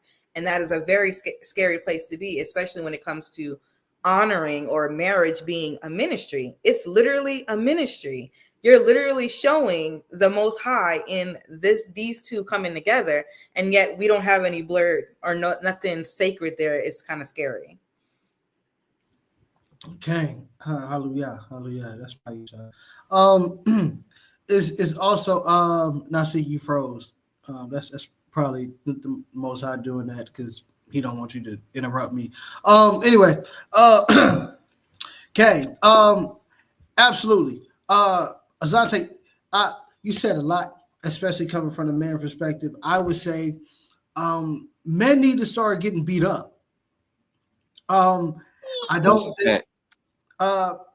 think that there is a lot of fear of the Most High, one, and then fear of hands being put on you because you are overstepping boundaries, right? Like we don't really have a fear of, well, if I do this, right? Torah says, if you mess with my wife, I get to put you in the ground. It's a wrap. And now it's more of, well, I mess with your wife, you found out, now I can just go to another Knesset and do it. So it's not even the aspect of physical boundaries, right? Because a man can tell you his boundaries. Hey, look, I don't talk to my wife. Like Nasik would say, don't hug my wife. Look, you better not. He never said that, man. You better not say shalom to my wife. No. Hold on. We're gonna correct this right here. The reason everybody knows that is not to be done is because of how we carry ourselves. I don't hug other women, men, wives, and stuff like that. So listen, you from Chicago. That is your fault. The South, we love. Look, okay. No. I understand that. I know the context behind it, but I'm trying to give the people the context of what you are saying about me and my home. Oh yeah, no. People who are watching, that's my brother, that's my sister, and that's also a point that I want to make, which the Azante made. Like we have to go back to the beginning. Before there were husbands, wives, anything like, we have to go back to brother and sister. And if you have that type of context in your mind, then you wouldn't be trying to sleep with your sister. Like, for example, right? It's Shalom Sorry Yosef, who did not know me and my Isha and moved me and my Isha into their house probably within 6 months of knowing us, and he's out to sea in the Navy. He had to trust me as a man to know that I was going to love on his wife as a sister, that I was going to watch after her and his children as a brother. And once we can come back to those type of relationships, then we will be better off as a community. Right now, Shalom Huba, who put it in the chat. Yes, right now we are in a society where everything is over sexualized. Most of us did not grow up in this walk. So you are in a society, right, before you come into this walk where everything is the women have naked, the dudes just trying to just get one thing off of you, so on and so forth. You're coming out of the jungle into the zoo. You're coming out of the jungle in where everything is eat and pray, either eat or be eaten in the jungle, right? And now you're coming into a zoo of the Most High in the sense where you're still a lion. Shema still a lion. Azante still a lion. I most definitely, you see the mane. Anyway, I am most definitely still a lion, right? But we now have boundaries of Torah, which is the cage that we're in. So you still give us meat, we're gonna eat. So you now have to shift your mind completely. So it's not just physical boundaries like, hey, look, don't touch my wife. You shouldn't have to tell another man not to mess with your wife. Those boundaries are like automatic. But it is the heart of the man, as Ox said, right? It is the heart of the man or the mind of the man that he's still in the jungle. So everything is prey to me. And until you put that beast down to where all the other beasts see that this is what happens when you overstep these boundaries, we're going to have these issues because the heart and the mind of the man has not been renewed. Now you. Hallelujah.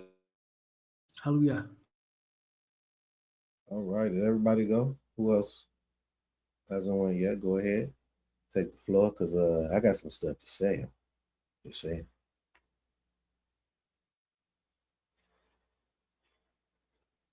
Just want to say that Ahuba, you are violent. Just want to put that out there. Go ahead, Nasiki. Just want to tell my sister that she's unnecessarily violent. Yeah. All right. Well, I'll just go ahead and go. Let me just bring this out, y'all. We look at the Bible as a fairy tale. I'm saying Bible for those that go off that term, but I say Tanakh. Okay. We look at the Torah as a fairy tale. When I said something about don't put your hands on me earlier, I know some people was looking like, whoa, when I said that about an elder. It's a reason that Mordawu kind of brought out like how we operate. It's something that I see consistent in the text. And one of the things I see consistent in the text is it's only a remnant of a remnant. All the scribes, those that were considered wise or whatnot in the scripture, you will see in the Ketubim, the writings, you will see in Sirach, you will see, or Ecclesiasticus, you will see in the Pirkei Avot, which is Ethics of the Fathers, you will see all of them saying something along the lines of putting a fence around the Torah, right? You will see within the Torah, it talks about us reading daily, morning, noon, night, meditating on it. The truth of the matter is most of us are not, right? Most of us are not. So when we're talking about certain scriptures that you all are bringing out that I'm actually going to go to when we're done with this topic, the boundaries are important. You set the boundaries, and if people are not going to adhere to the boundaries because they do not care about the boundaries, that's when you have to remove. If you can't remove, then you got to do what you have to do.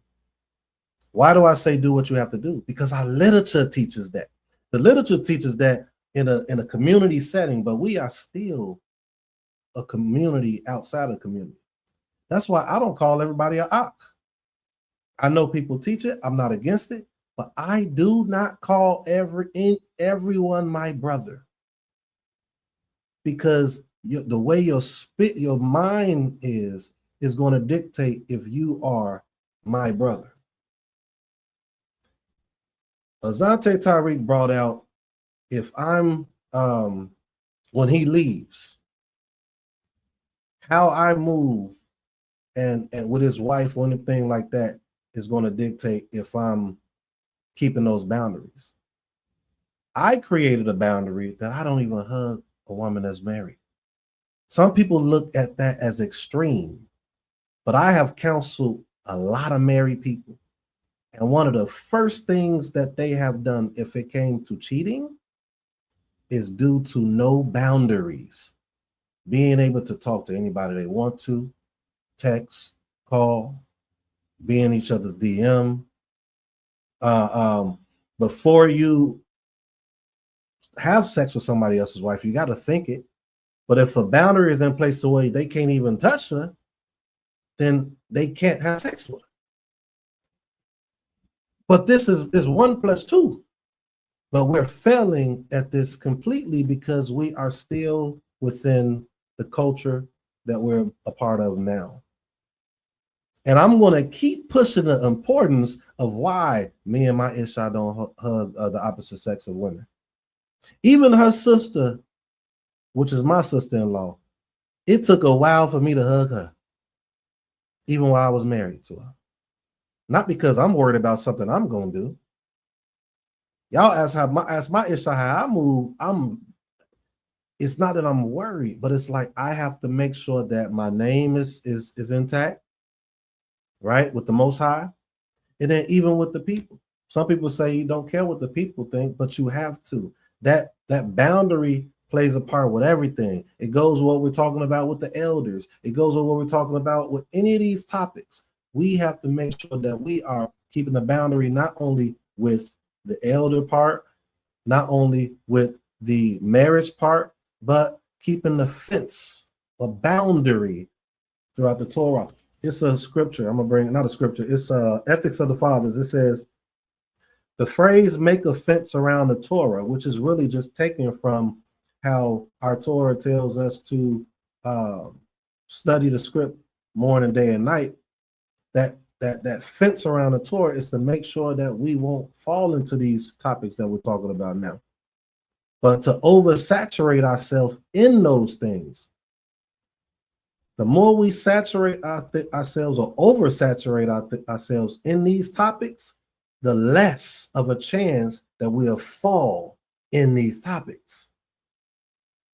So it says, make a fence around the Torah means to create additional safeguards and boundaries around the Torah. So we may have boundaries, but you might have to put additional ones, right? Some of you all have children that's watching this platform right now. You create laws and commandments that's not even within the laws and the commandments in your house. People say don't add on to the law, don't take away the law, which is out of context, by the way.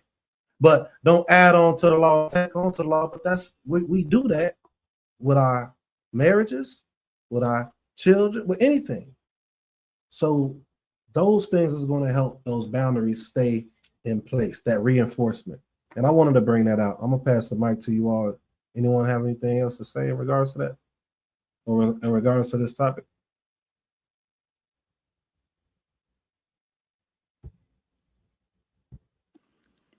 I'm the only person that didn't talk this time. But honestly, I was just listening, like, as you know, as somebody who's, I guess, a part of like the younger crew. A lot of what you guys are saying was very important, and like some things I didn't even like realize I might do or might not do or even understand. So it was good to just like take a second this time to really make sure that I was listening to you guys. So yeah, that's why I didn't say anything. Just listening. Okay. I do have one last thing. Hold on. Shh, quiet for a second. I was gonna say too, when it comes to the boundaries, right? And I was saying that, once we master ourselves in our nature, because it's still a two-person field, right? And so tonight's topic is about tonight's topic is about the lack of respect and decorum, the new boredom, right? And even as a man, when you're setting boundaries into a home, you know, in order for a man to sleep with a married woman, in order for a man to sleep with a married woman, that woman also has to have a lack of respect and decorum for not only herself, but for that marriage, that sacredness, that union that she represents, right? So this is why I say, you know, when it comes down to this conversation, it's a great conversation because there's so many angles to look at, right? And a lot of times it's easy to look at the natural part of it and say, you know, yes, we got to have all these. This is what I'm saying is this is why we have to have these boundaries, because there's so many women in marriages that lack the respect for the head of her household. You know, she lacks respect for herself in a lot of different areas, and it doesn't mean that it's a of course it's a bad and it's a negative thing. What I mean is that sometimes, well, I'm not even gonna go that route. It's deep. It's a deep thing, right? A lot of times it's certain things inside of a person that has built up trauma, different things they went through, and they're battling a lot of spirits. But what I'm saying is this: it's a two-way playing field. So, as a man, even, and I'm gonna touch on this real quick because my sister, how do I pronounce your name? The Moy Dawu, your Isha. Kayuya. Kayelia. She mentioned something earlier too, and she talked about polygyny, right? And when it comes even to that, she said, but there's still a certain way that you have to move. There's still a certain way and a certain level of respect and decorum that you must use. You cannot just, oh, I can have multiple people, multiple women. I'm gonna just throw myself out there. That's not how you move. That's not how you do that.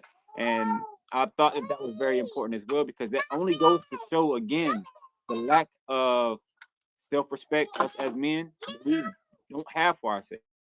You know what I mean? Because we cannot tame the nature. You know, we have to be able to tame that nature. And once we, and I close it with this, once we get to that place, the boundaries, these physical boundaries that we're talking about, will naturally come into effect to where, like Mori Dawood said, it won't have to be said. Because at the end of the day, if I understand the Torah the way that the Father wants us to understand it, wants me to understand it, when I see a woman, even when I'm out in public, if I see a woman or I'm in line and the woman at the register, I'm going through her line, I see something on the finger or anything, I don't even make eye contact. You know, I'm looking at my at the thing where the number is telling how much you got to pay. I'm looking at that. You know, automatically. And that's only because at the end of the day, I understand that. Hold on, Baba, go sit down. I understand that at the end of the day, the moment you have that knowledge or possible knowledge or that she belongs to someone, that law that you should not covet, it should kick in instantly. So you shouldn't even put yourself, don't be a stumbling block to yourself. If you already, you see what's going on, go ahead and look the other way, do what you need to do to get out of that situation. Don't fall into the temptation. No, he's, oh, go ahead, Nasi. Go ahead, Aki. I just want to say there's just a prescription, right? For those to get to what he's talking about and what Mora Dawood is probably about to bring out. I always say this, talk about basketball a lot. Think about basketball. Why the heck is the greatest players in the world still practicing? Let me say it again. Why the heck is LeBron James, who they say is the greatest, so I don't agree with, but is LeBron and all them still practicing every day? Why? I'm going to tell you why. They're the greatest in the world. Because when you practice, it becomes second nature to react if something that comes at you, right, at the blink of a eye or second, your body reacts because you're practicing, right? You have to practice. They say practice makes perfect. Keep that. Practice it. Practice the Torah. It's a reason the Most High tells the king to sit up here and write the Torah out. Write the Torah out. Study it, because you got to practice it to be a great king. In order to get to where these men are talking about and these women on this platform is talking about, you have to practice with intent. We're failing because we're not practicing with intent. We're failing because we're just saying we're Hebrew Israelites. We don't really care. We just like the title. But we're not the remnant of the remnant, or the remnant of hope that we going to do and be what the Most High wants us to be. So we have to practice it, practice it, practice it. With that, I pass it to Mora Dawood. No, okay, and you're right. It's a thought like and what my Azante said, like whenever I see rings, it automatically brings me into another mindset. And then Nasik Shema, if you could kick Latanya Bailey out of the chat, it'll be great. Just because she said that about LeBron. But anyway, back to what I was saying before I was rudely interrupted by a comment. It's about the mindset of practice. Like whenever you see, like this woman belongs to somebody, that automatically, this is how you know that you are meditating on the word day and night. Whenever a situation comes into your life, and then you are able to bring up commands and judgments and customs from the Torah, and now you start to be like, dang, okay, I would break this commandment, that commandment, this commandment, like. You're able to pull the word and now apply it in real life. So just like Nasik said, you're talking about great players like Kyrie Irving, even though he went to Duke, which is like a shot at him. But outside of that, in basketball, he is excellent because he's a chess player. Kobe was a chess player. Just talking about basketball. I'm sorry, ladies. I know y'all probably don't know basketball. It's okay. But when you're talking about players who are chess mindset, and you have to think of the moves before you make them in chess, right? The same way that we should be doing in Torah. When you are approached with the situation, you should already be thinking 2-3 moves ahead. Well, if this happened, what would the Most High say? If this happened, what would the Most High say? And that doesn't mean that you're going to get it right every time. You still may have turnovers. You still may lose a match. But at the end of the day, it's going to be very, very minute the times that you lose or that you make an error or a turnover, because most of the time you are thinking of how to get it right. And that's what we don't have in this community. We don't have men, right? And I'm speaking as a man. We don't have men who really want to get it right. We have men who, as Nasik said, we just care about the title. Give me a title. Give me a title, and then so I can abuse it. And men with title, and I'm gonna be quiet in a little bit, Nasik. The aspect of titles, right? You talk about titles.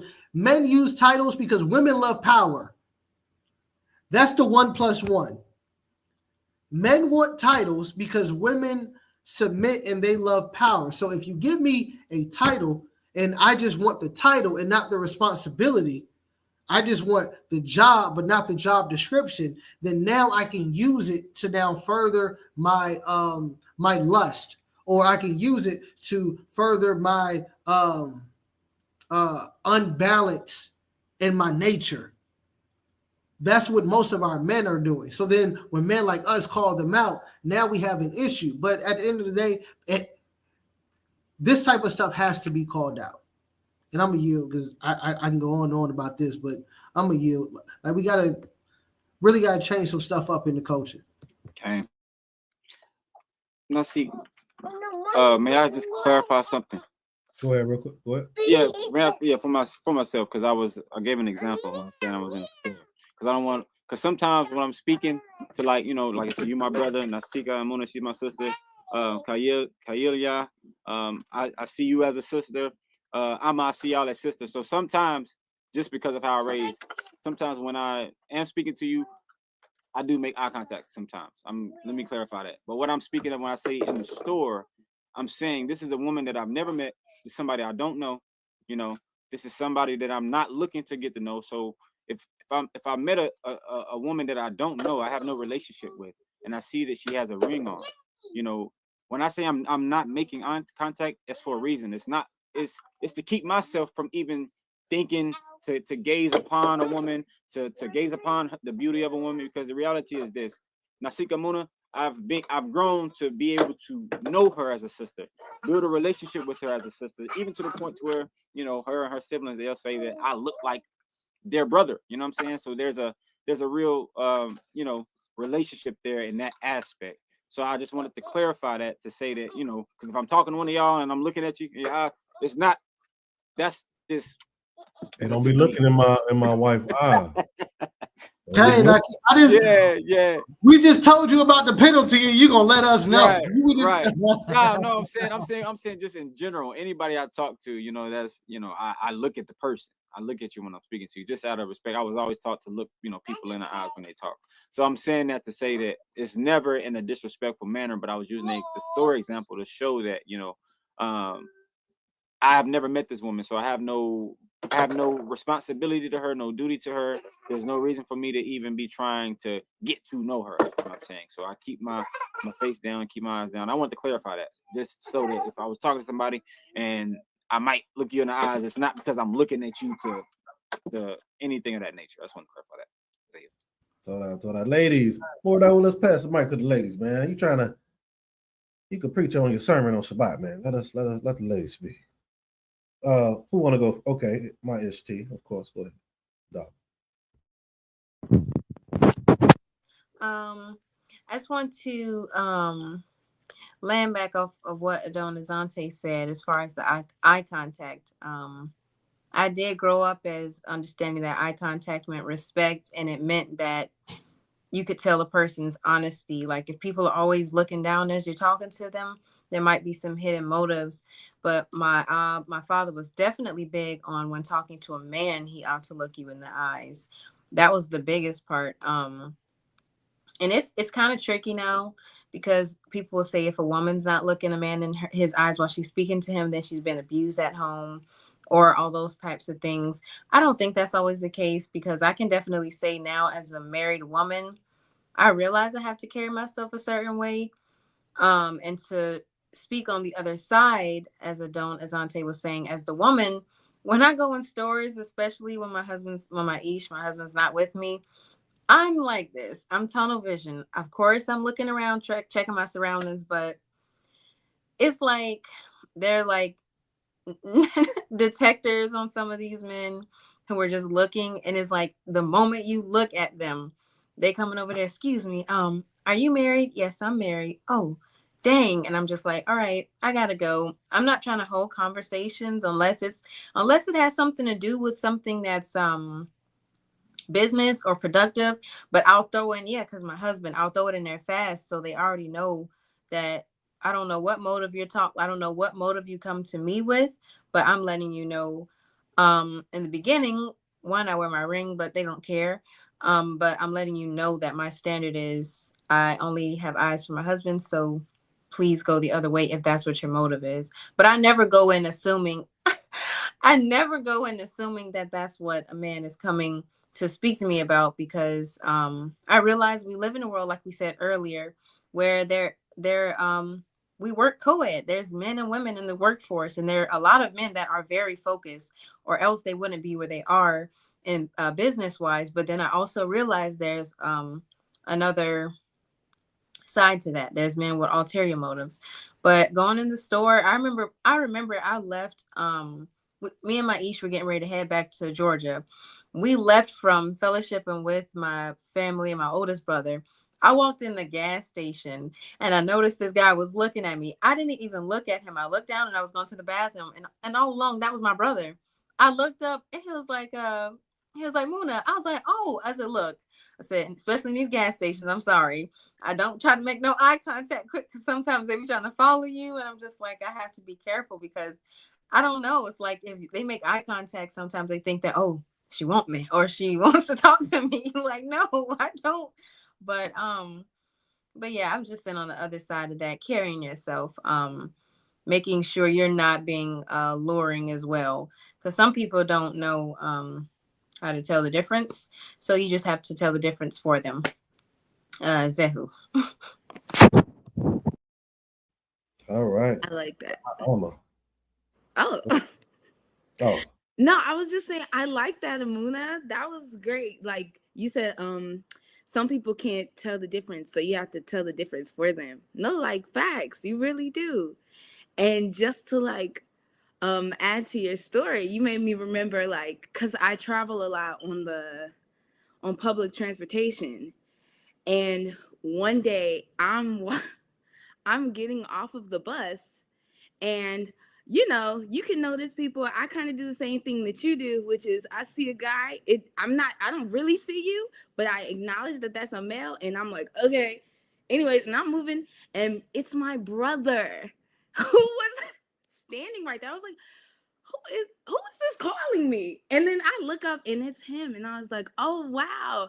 I didn't even realize you were there. Like, of course, I'm aware of my surroundings, but I'm not looking at you dead in your face to see, you know, exactly who you are. So yeah, a lot of points you guys brought up. And I guess I kind of want to answer the question too, because I didn't answer it. But I do think that there are, hold on, not see. Yes, because I always forget.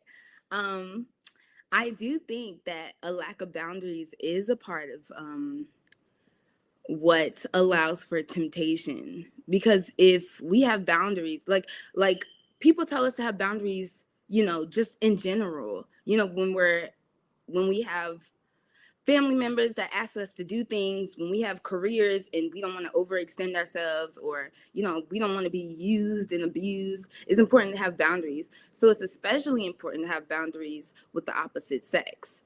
I don't practice the the skill that Nasik and Nasika practice, but I think that it is a valuable skill because people tend to get a little bit too comfortable. Like, I think I was having a conversation with Amuna, and I was like, I think I sent her a video about a woman talking about how her husband should be hugging other women if he's going to. And they practice just different ways of how he should be hugging them. And it was so funny. I wish I could just just put it up there real quick, but we're not there yet with technology. But we were talking about it, and I was telling her how, you know, I had to start incorporating just that. I had to start incorporating that into like who I am personally, like stiff arming these brothers out here, even the ones that I already know and I've already been friends with, and acknowledging, you know, like, hey, this is my brother, I'm a side hug. But sometimes they get too comfortable, so stiff arming them. So yeah, I do think a lack of boundaries is to play in that, because I used to have a lot of male friends. I do not anymore, simply because I kind of realized as I got older, like, men and women can't necessarily be friends. They can be acquaintances, and they can have some level of like closeness, but I don't think that they can actually be friends unless like they're married, or for instance, like I'm friends with both Amuna and Nasik. So I think it's okay when it comes to that, you know, instance. But being mindful. I'm just security, y'all. I'm just security. I'm like, shalom, mama. We know. I was about to figure. I was trying to say, how you friends with Nasik? That's a lie. You better not be lying to me. No, she's like little sis, you know. I'm you know, but yeah, you know. Amu's my brother. I agree with her though. I mean, Amu's my sister, and Nasik is like my brother. So it's like, I think that it can go to that extent, but being mindful of, you know, those boundaries and establishing those boundaries is important. And that's all I have to say. Torah. Yeah. More Kayelia. Close us out if you got something. What you got for us? I'm gonna come from a more spiritual standpoint. I think a lot of times we don't realize that we are spiritual gatekeepers for your home. So us not having that boundary also leaves the door open for the enemy to run havoc. So you may be inviting something into your marriage. You know what I mean? It could be a moment you guys are arguing, and here comes the enemy and a friend or a brother, or whatever it is, or sister. Tell me about your problem. What happened? I just want to give you advice. That's where the drama starts. So us really having those boundaries, it's a lot Think about your marriage. Think about people see your marriage and they're like, oh, they're so loving and I just love what they have. And then here they come trying to be friends with y'all. But that friendship is not real. It's just a way to come in and break it up. It's kind of like I was talking about in the beginning. Your marriage is a ministry. So you have to safeguard your marriage in all aspects. So that means making sure there's no breaches, making sure there's nobody coming in trying to, interrupt what you guys have. So, and do be mindful with your boundaries, because everybody that says ak and aki, let me tell you, they not really about that life. So you gotta, watch your backs. Hallelujah. All right, you all. We do have a time limit. We try to get done at 10 because we know people getting ready for Shabbat and doing things of that nature. I appreciate this panel. We appreciate the new addition, Azante Tyreek. Pray that he continues to come back and bless us with his wisdom.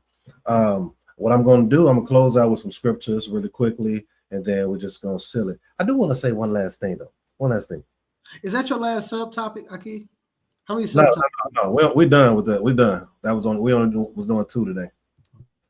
Yeah, I got you. We was only doing 2. So I'll bring it up another day. Let me go to the scriptures really quick, and we're going to close out.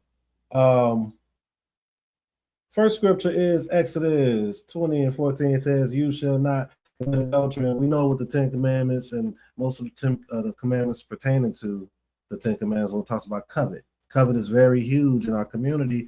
If it wasn't, it wouldn't be put up in the scripture. Coveting is huge, right? So those are things we got to keep we got to put extra measures on. Me and my Isha, she brought to me, I'm gonna go ahead and say it. She brought something to me that I never did until I met her. And some of y'all gonna look at me weird when I say it. We'll be watching a movie, right? And if somebody ends up being naked, we fast forward it. We literally fast forward it. Why? What if that person married? Yeah, that's weird. What if that woman's married that you seeing and you just watching, you know what I'm saying? It's somebody else's wife. And then don't let them be an Israelite. So I'm not trying to put that on you all, but these are things that helps you to practice. It's so many things to practice, that's what we do. She brought that in my life and I've been running with it ever since, Proverbs 6:32. He who commits adultery lacks sense. Woo. He who does it destroys himself. I'll keep reading.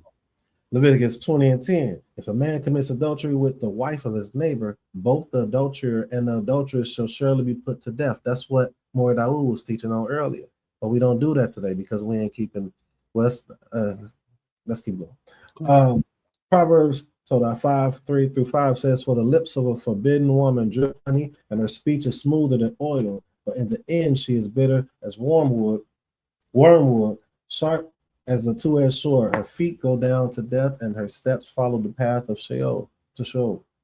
Job 31:9 says, if my heart has been enticed by a woman, or I have lurked at my neighbor's door, then let my wife grind for another, and let others bow down on her. For that will be a heinous crime, that will be in iniquity to be punished by the judges. For that would be a fire that consumes as for Abaddon, and it will burn to the root of all my increase. Sirach 9:9.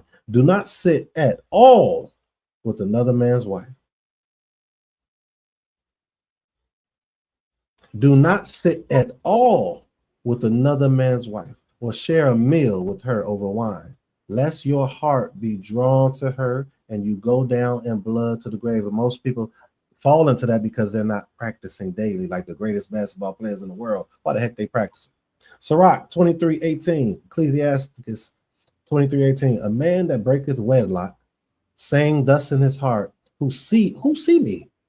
I am compassed about with darkness, the walls cover me, and nobody seeth me. What need I to fear? That's the part that Mordau was bringing out. We ain't scared today. What I need out to fear? Who sees me? And knoweth not that the eyes of the Most High are 10,000. Seeth me. What I need to fear? The Most High will not remember my sins. He ain't gonna remember my sins, right?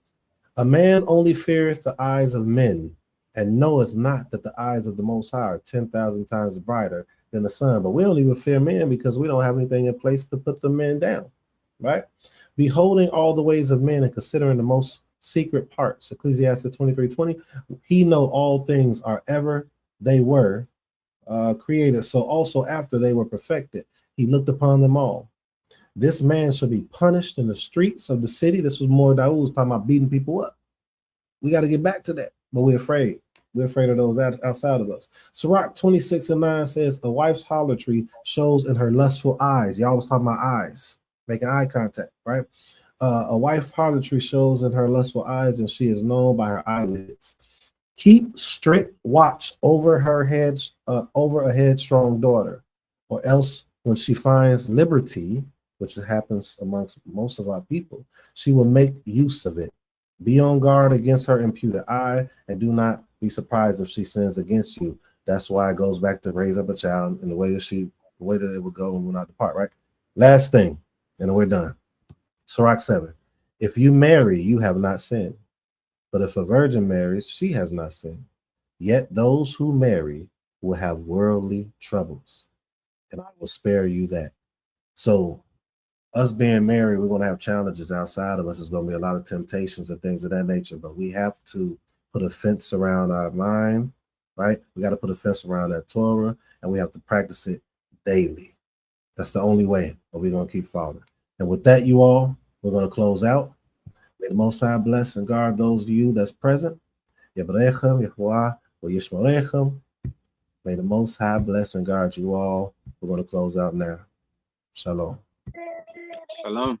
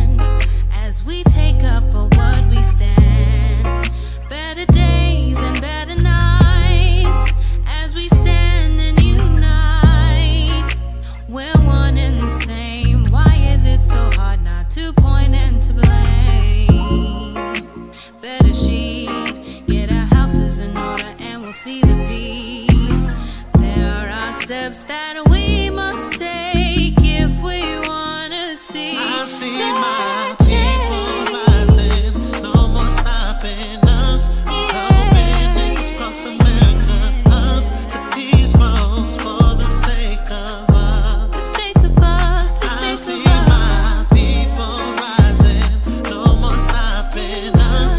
Couple billion niggas cross America, us. The peace flows for the sake of us.